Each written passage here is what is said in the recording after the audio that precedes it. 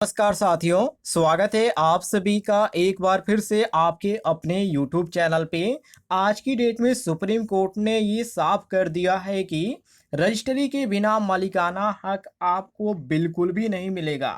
चाहे आपने किसी की संपत्ति पे जबरन आपने कब्जा कर रखा है या किसी और तरीके से आप अपना हक ले लिए हैं बिना रजिस्ट्री कराए, तो आपका उस पर कोई भी हक नहीं है। सुप्रीम कोर्ट ने आज की डेट में कन्फर्म कर दिया है, जिसके बारे में आपको देने वाले हैं डिटेल में जानकारी। तो वीडियो को आप कंप्लीट देखिएगा और जानकारी आपको पसंद आती है तो इस वीडियो पर लाइक कीजिएगा और इस वीडियो के नीचे आपको एक बटन दिख रहा होगा सब्सक्राइब वाला, उसे जरूर दबाइएगा। जैसे कि आप यहां पर देखिए, सुप्रीम कोर्ट के अंतर्गत ये आदेश जारी किया गया है जिसमें यह बताया जा रहा है कि देश की सबसे बड़ी अदालत सुप्रीम कोर्ट ने प्रॉपर्टी से जुड़ा एक अहम फैसला सुनाया है। कोर्ट ने साफ कहा है कि किसी जमीन या मकान पर सिर्फ कब्जा कर लेने से उसका मालिक नहीं बना जा सकता।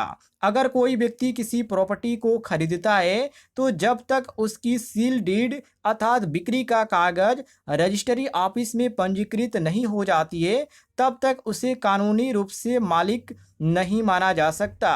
कोर्ट ने यह भी कहा है कि सिर्फ जमीन या मकान पर कब्जा लेने से उसका मालिकाना हक नहीं मिलता है। ये यहाँ पे क्लियर हो गया है।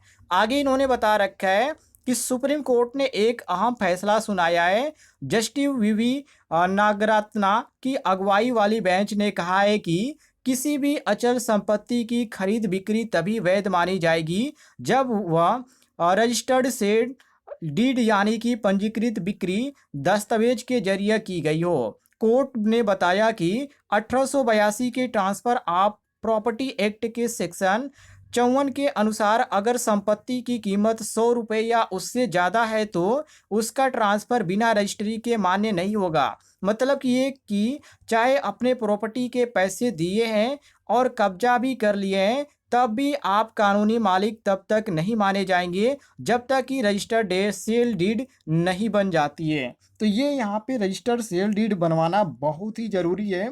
यदि आपने किसी का ज़मीन खरीद भी लिया है और अभी तक आपने नहीं बनवाया है तो आपका अभी उस पर हक नहीं है, ये ध्यान रखिएगा। आगे इन्होंने एक चीज़ और भी बता रखा है, बिचौलियों को बड़ा झटका। जी हाँ, यह फैसला उस केस में आया जहां एक व्यक्ति ने नीलामी में संपत्ति खरीदी थी।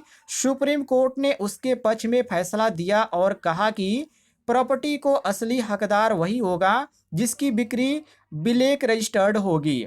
इस फैसले से प्रॉपर्टी डीलर और बिचौलियों को बड़ा झटका लगा है, क्योंकि अब वे सिर्फ पावर ऑफ एंटनी या वसीयत के जरिए प्रॉपर्टी नहीं खरीद सकते।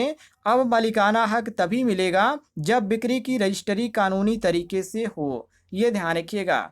इसके बाद इन्होंने आगे बता रखा है कि सरकार हर निजी संपत्ति को नहीं कर सकती अधिग्रसित।